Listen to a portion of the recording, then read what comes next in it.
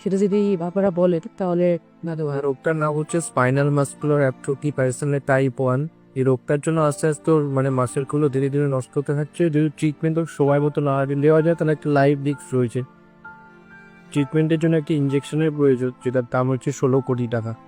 তো এখনও অব্দি আমরা ক্রাউড ফান্ডিংয়ের মাধ্যমে সাধারণ মানুষ সবার সাহায্য নিয়ে 6 কোটি 25 লক্ষ টাকা ব্যয় হয়েছে আমাদের, এবং ম্যামও আমাদেরকে সাহায্য করেছে এবং সাপোর্ট করার জন্য আপনারা। একদমই আমি এটাই বলবো যে অস্মিতা মানে এখনো জগৎটা জানেই না ও জগতের ব্যাপারে, এত সুন্দর পৃথিবীটাও সবে দেখতে শুরু করেছে। তো আমি বলবো আপনারা যে যেভাবে যতটা সম্ভব আপনারা ওকে সাহায্য করুন, ও যাতে জীবনে মানে অনেক দূর এগোতে পারে, উন্নতি করতে পারে। ওর বাবা মার অনেক ইচ্ছা ভালোবাসা আজকে এত দূর এসছে, আর আমিও থাকতে পারিনি। আমি এইটুকুনি ছোট্ট ফুলের মতো মানুষটিকে মানে কি বলবো, আমিও চাই যে ও মানে এই সুন্দর পৃথিবীটা দেখুক।